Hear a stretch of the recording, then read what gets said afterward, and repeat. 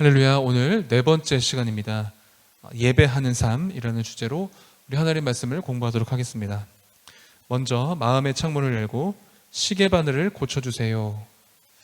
어떤 영국 사람이 아프리카에 가서 흑인들을 상대로 시계방을 개업했습니다. 흑인들은 벽에 걸린 큰 시계의 바늘이 움직이며 똑딱똑딱 소리내며 가는 것을 보고 신기하게 여겼습니다. 어느 날 흑인이 시계 하나를 구입하여 자기 집에 걸어 놓았습니다. 그런데 얼마 후 그것이 고장이 나서 움직이지 않게 되었습니다. 그 흑인이 움직이지 않는 시계 바늘을 떼어서 갖다 주면서 말했습니다. 이 바늘이 고장이 나지 않도록 고쳐주세요. 바늘이 고장난 것이 아니라 시계 속이 고장이 났으니 시계를 가져오십시오. 그러면 내가 고쳐드리겠습니다. 새롭게 태어난다는 것은 겉모습의 문제가 아닙니다. 새 생명으로 거듭난다는 것은 속사람의 문제이기 때문입니다. 여러분, 우리가 하나님을 어떻게 예배할까요? 오늘 말씀을 통해 살펴보겠습니다. 첫 번째로 하나님을 사랑하는 방법은 예배하는 것입니다. 우리 같이 읽겠습니다. 예배란 하나님에 대한 나의 사랑을 표현하는 행위입니다. 예배란 예수님을 나의 구원자로 고백하는 성도들이 자신을 하나님이 기뻐하시는 거룩한 산 제물로 드리는 것입니다. 교회에서 신자가 해야 할 가장 중요한 생활은 예배입니다.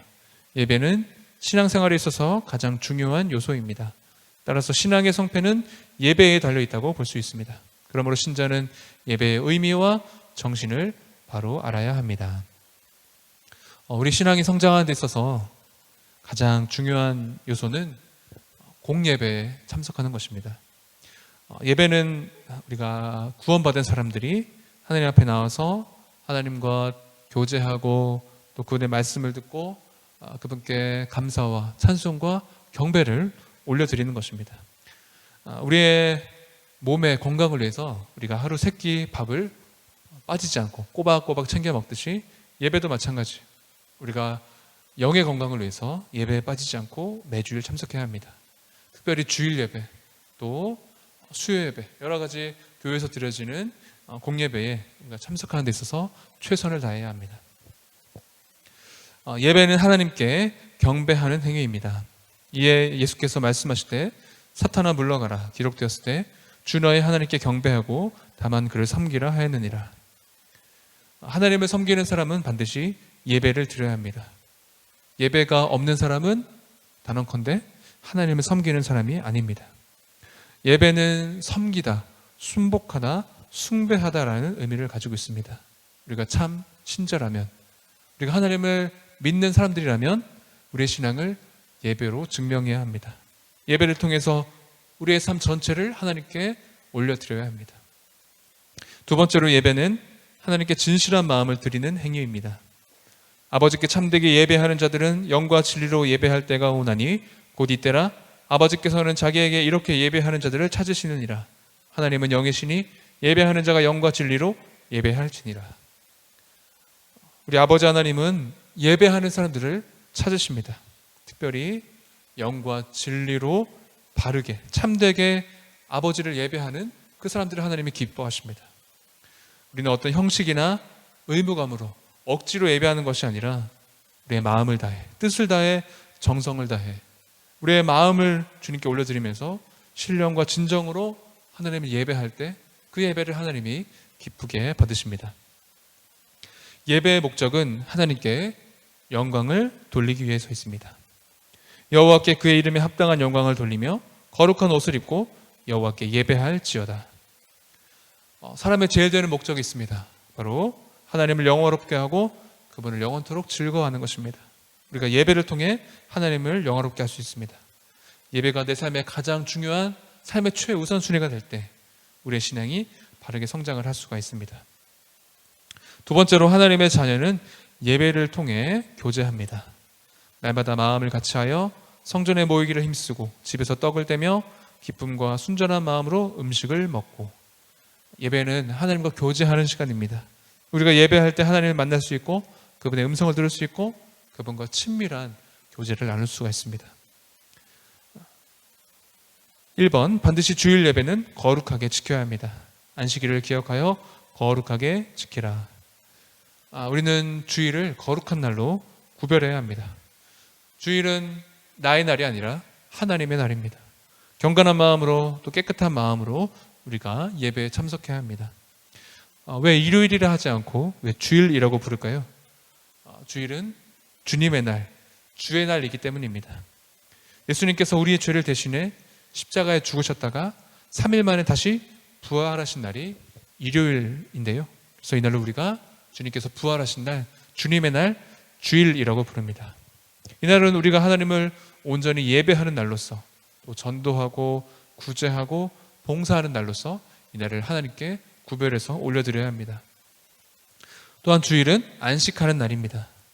이는 여섯 동안에 나 여호와가 하늘과 땅과 바다와 그 가운데 모든 것을 만들고 일곱째 날에 쉬었음이라.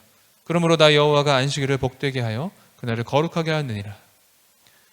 주님은 안식일의 주인이십니다. 이날에 우리는 예배하며 또 주님과 교제하며 특별히 주님 안에서 안식하며 하늘에서 내려주시는 그 은혜와 복을 받아야 합니다. 안식이라는 말의 뜻은 단순히 아무것도 하지 않는 것을 의미하지 않습니다. 하나님을 예배하는 가운데 우리의 몸과 영혼이 재충전하는 시간입니다.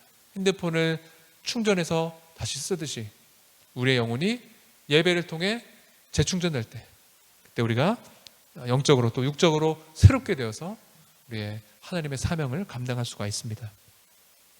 세 번째, 예배하는 자의 기본 자세가 있습니다. 첫 번째로 예배는 경건한 마음으로 드려야 합니다. 여호와께서 자기를 위하여 경건한 자를 택하신 줄 너희가 알지어다. 내가 그를 부를 때에 여호와께서 들으시리로다. 예배는 경건한 마음으로 드려야 합니다. 경건이란 공경하고 또 삼가고 조심하다라는 뜻을 가지고 있습니다.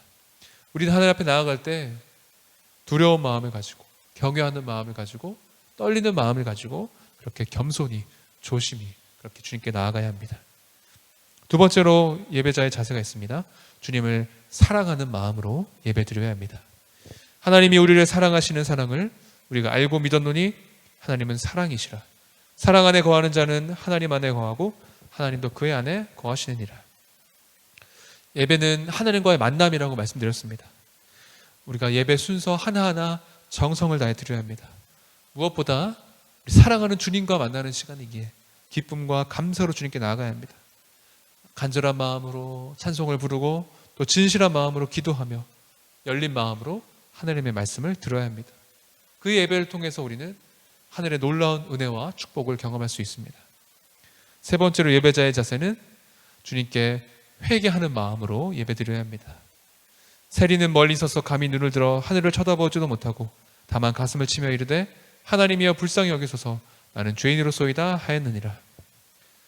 우리가 교만한 마음으로 또 목이 곧은 상태로 하나님께 나아가는 것이 아니라 겸손한 마음으로 통회하고 자복하는 마음으로 하나님께 나아가야 합니다.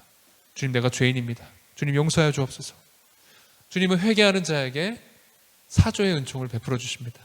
모든 죄악을 사하시고 새롭게 하십니다.